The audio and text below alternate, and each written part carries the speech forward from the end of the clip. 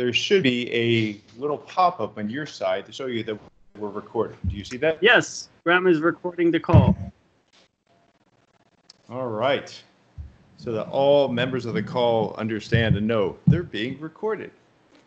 So in a few minutes, we're going to have on my friend Greg Blake, and he's one of the smart people I know. And you know that everyone I know is pretty smart. This he's really smart, very logical, just a very clear. You're breaking up, Graham. Hello?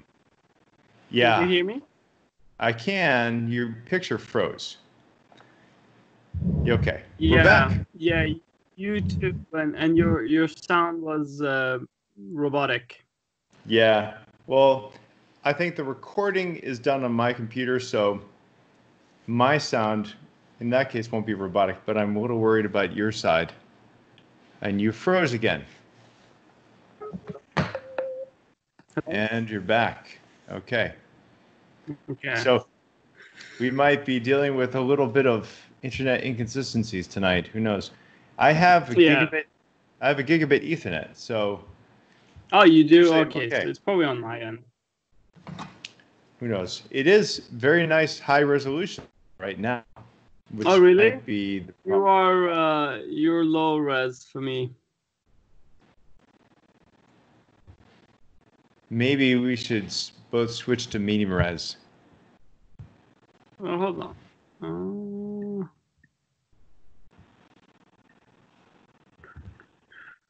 I don't know how to choose. Oh, now you're high res. And Just it seems to be not freezing. All right, so maybe there was some initial internet problems. I predict it'll probably come back again. Who knows? Right. Sorry, you were telling me about Greg. Yes. So Greg is a very clear thinker, very mathematical, just a very interesting person to talk to, I think, because he views things in a different way. And what he wants to talk about is mathematical proof in general. Oh, wow. Do we need to rethink it? Yes. So getting at the core of philosophy and mathematics there. Yeah. Yeah. I mean, these are things that people like Stephen Wolfram have recently touched upon. Like, we just assume that mathematics is the language to explain the universe, when in fact, maybe there's other languages too that are mathematical in nature, but it's not our type of mathematics. Yes.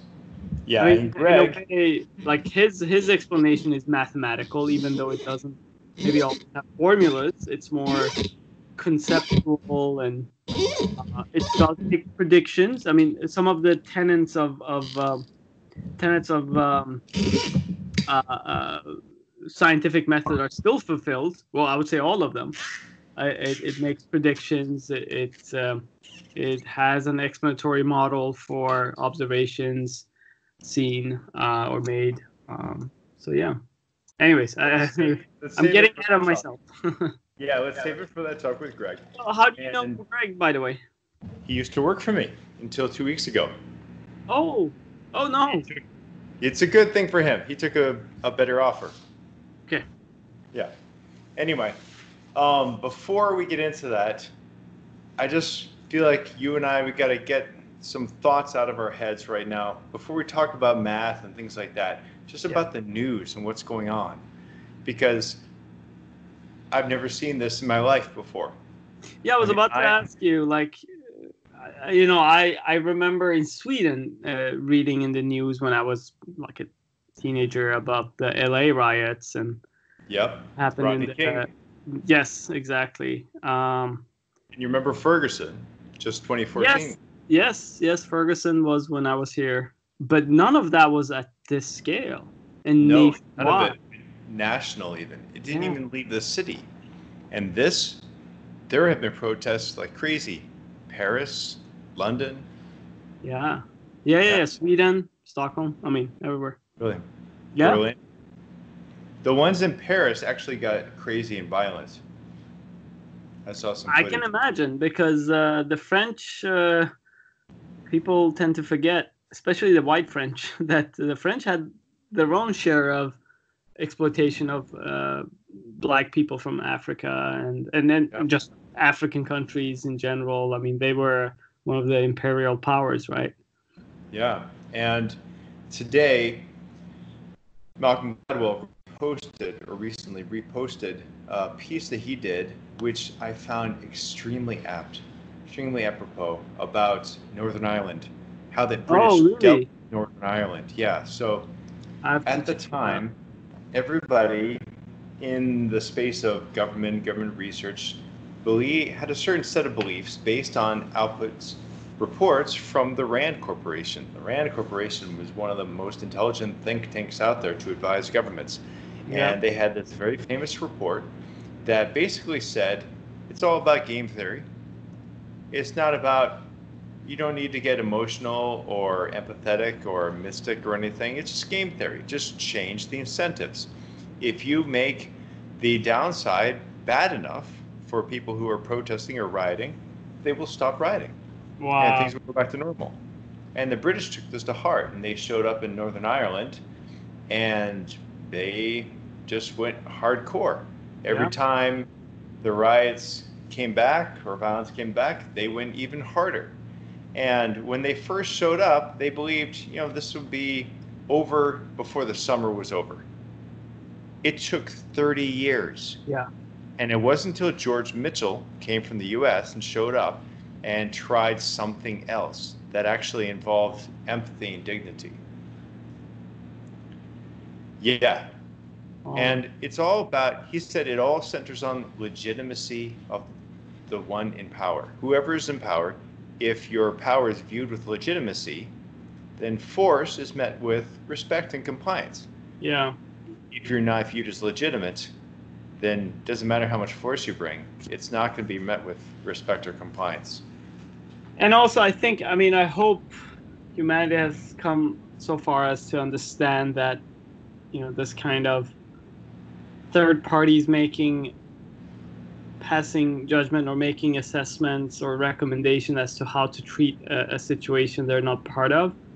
There's the famous, Nassim Taleb's skin in the game, that it's so easy to make assertions and recommendations, and especially if you're getting money for it, in something on something that you don't have any skin in the game for. It's very easy for a RAND corporation or whatever it is today to come in and say, or what a politician who's like an external or a third party, like a right winger whose neighborhood is maybe not affected by these riots or protests, to make wild assertions as to why they're happening and what should be done about them. And I don't know, I think one of the lessons we should learn, the Northern Ireland example is just one, listen to the people that are affected. And in this case, it's first and foremost, the ones who have the most skin in the game are the black people, and then maybe poor white people in those neighborhoods, and then you sort of expand the circle, but you start at the heart of it. And I think America has just failed with doing that for such a long time that this is just, it's debt. It's a form of systematic debt. It's not technical debt, but it's cultural. Yeah, it's trust debt. Yeah. Trust takes time to build, and we haven't even started. Yeah. So, of course, we're a long way away from having that trust. But ironically, there are good examples that we can look to and say that's how it should be done. Eleanor Ostrom did this in her work. She was the first woman to win the Nobel Prize in economics. And Right. she spent some time she chose a police department that had the best relationship with the people that they policed. I forget where it was, but she just, based on that, she chose them and just did ride-alongs and studied them for months. Wow. That was part of why she got the Nobel Prize, because she went to systems that worked and studied them, figured out, why are these systems different? Yeah. Why is it so different there than it is in, Ferguson or Minneapolis? Yeah, in terms of police, I mean, I'm not gonna play the Sweden card again. I know I do that too often. I've been told, but because people are like, "Well, you live in America now," but in Sweden, most police officers don't carry guns. They carry other weapons. Sometimes they have. I mean, they always have batons, but sometimes they might have taser guns. But even that doesn't happen that often. They usually, because the training of police in Sweden, I have friends who have been or are part of the police force there, is more psychological than physical. Of course, they have a lot of physical training too, but they get a lot of training in negotiation tactics, in de-escalation, how you control a situation with other means that. I mean, the last mean of control, the last resort should be, of course, physical force, but that should be the last one. There's so many other layers that you should try to or levels at which you should try to maintain the control of a situation and de-escalate and reduce the risk of harm to all parties involved, third parties, the suspect, and yourself. And I mean, ever since I was a kid in Sweden, I remember we would talk about how we would always use American police as an example of, yeah, you want rough, you want asshole. I'll go American police on you, that kind of thing. It was always the example of like the worst example of police. Oh gosh. Yeah, and it wasn't probably just Sweden. It was like. But here's a question for you. Yeah. If you were to limit it to just Europe, who's the worst example? Like police force example? Yeah. From what I've heard again, I have friends from many different countries in Europe. From what I've heard, it's the French police. Yeah, that's what I've heard. In fact, there was a T-shirt that was popular when I lived in Europe, and it said on the front, "In heaven, the cooks are French, the governors are German, the lovers are Italian, and the police are British." On the back of the shirt, it said, "In hell, the cooks are British, the lovers are German, the police are French, and the governors are Italian." I gotta find that T-shirt. Yeah, it was popular. Well, there should be a version of it today that includes the whole world, and then I'm sure, U.S. will be there in one form or another, probably under police on the back. Yeah, we're definitely famous. But what an amazing moment that when there's an injustice in a random town in America, the whole world hears and feels. Yeah. I was thinking 2014, that didn't happen. This is only a few years after 2014. Right. Did you watch Obama's 14-15 minute speech? Well, I read his Medium piece. Okay. Because he talks about that, right? How, I mean, he of course is outraged and believes something should be done, but he also, in his classical way, he classic Obama, he sort of points out the fact that the world is getting better. There's just so many things we don't see that have been gotten. I mean, just the fact that just compared to Martin Luther King Jr.'s days, these protesters are not only accepted, but even some people are the violent protesters. They have understanding for them. Like back in those days, even the peaceful, non-violent resistance and march of MLK was seen as outrageous and unacceptable, and the whites wanted, of course, him dead, which they achieved. But just imagine how far we've come in the past 50 years. Not just as America, but as the world. And I think technology has had a lot to do with it, right? I mean, the fact that these atrocities are being captured by random anyone and spread to the whole world is actually a good thing. I mean, for all the shit that Zuckerberg and social media receives, there's a lot of good that have come from it, from the fact that people are connected. So yeah, A lot of good and a lot of bad, though, because Yeah. in the same way, in the old days, what is it? Mark Twain who said, or was it someone earlier, like Ben Franklin? Someone said, a lie has made its way halfway around the world, while the truth is still lacing up its boots. Another person said, while the truth is still putting its pants on. Wow. And social media turned up the volume and the speed on that. Yeah. And there has been study after study that shows that false statements, on average, spread way faster. And yeah, we looked at that, remember? Yeah, we were working on that. What's his name? That guy, that graduate student from somewhere on the East Coast. Was it MIT or Harvard or something? Remember, we were in dialogue with him. Well, there was someone at the Story Lab. I don't remember. Oh, you were talking about Kalev Tiru? Not Kalev. It was a student that Kalev also was in touch with. Oh, okay. That had looked into like how false news spread versus truth spread, or fake news versus truth. I've also been on a few video calls with Vint Cerf, and he is very troubled by that. Yes. Wow, There's that's something cool. called the People-Centered Internet that he started, and I've been able to join a few video calls, and that's one of the things that they talk about. And he is very concerned about misinformation, disinformation, how this great thing that he invented called, the internet, or the ability to connect computers, which is what he invented, TCP/IP. Yeah.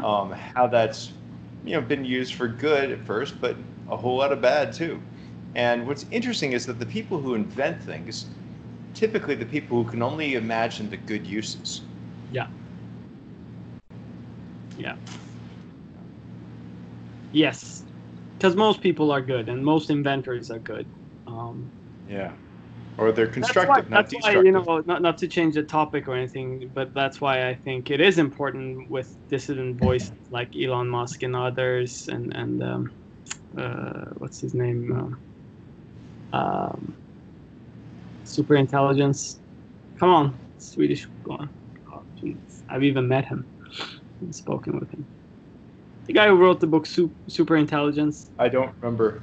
But all these folks who are alarmist about AI, because you're probably not going to find any of the AI scientists being alarmist about AI. It's going to have to be outsiders that see the potential bad in it. It's going to have to be people with the right kind of mindset. Yeah. People who are semi-destructive. Yeah. Maybe white hat hackers who used to be black hat. Yeah. But man, it's very disturbing what's happening, and we've had curfew here in San Francisco every day from 8 p.m. till the morning. Wow. 8 p.m. That's early. Yeah, it's even before sunset. Yeah. And how does that feel? Not great at all. I'll give you an example that made it so evident, and that's like we're just lucky. So I was actually with Giuliano. We were in I didn't tell you, but we were in a motorcycle accident. You did tell me that. I did tell you. Yeah. Sorry, I forgot if I told you. His collarbone broke. There's a bunch of people I haven't told, so I wasn't sure.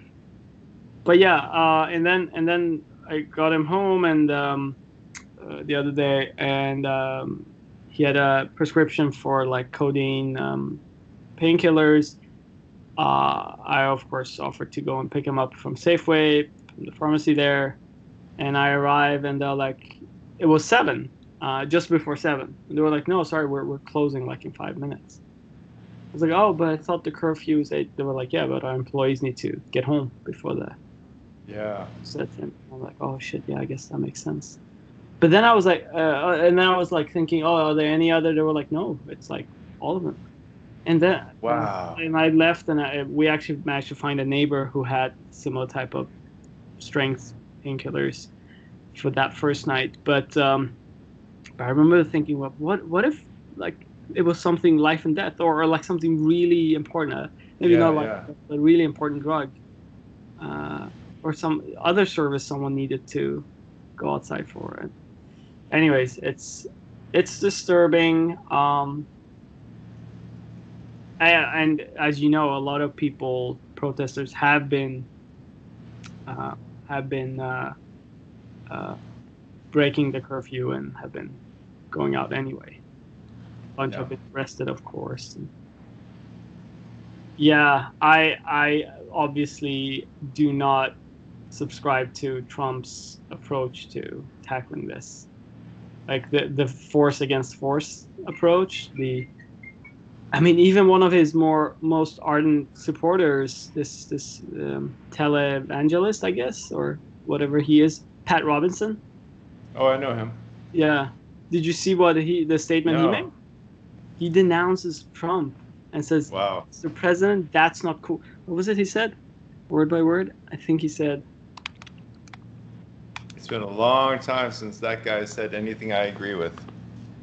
Yeah, I mean, the social media was going crazy. They were like, okay, this is fake video. It can't be.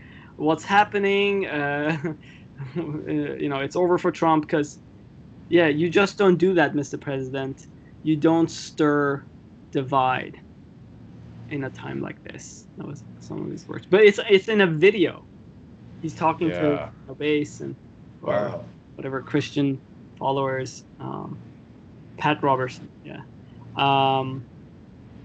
He condemned his response.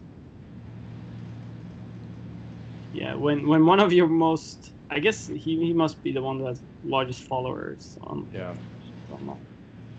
I think very importantly, did you see what Jim Mattis said the other day? Yes. I haven't read the full thing, but I read most of it, yeah. Very, in a kind of subtle way, he makes the comparison to Hitler. Yeah, he does.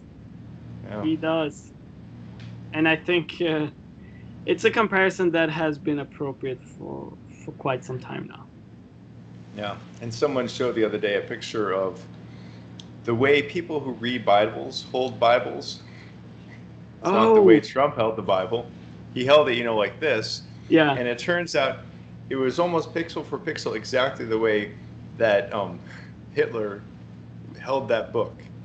And someone else, to sort of make comparison to other dictators, someone else in Europe that holds, well, not the Bible, another holy book the same way, the Quran. That's Erdogan in Turkey. Really? Yeah. Same way. Because, he's on this ultra-nationalistic sort of extreme right sort of trajectory and philosophy, and he's introduced like death, like what's his name, the one in the Philippines, he's introduced death sentence. Duterte. He's introduced death sentence for drug addicts. He's introduced like not zero tolerance towards homeless squatters and like if you don't do as you're told as a homeless person to relocate because he wants to keep the cities nice and clean, the police has said that they have to use force and things like that, crazy things like Trump level, and of course make statements that are really concerning for a EU member. Yeah, for now. Yeah, a lot of people rightfully are saying. Yeah, them in Hungary. Yeah. All right, so it's about time. Okay. Let me get Greg on the line, and let me grab my beverage.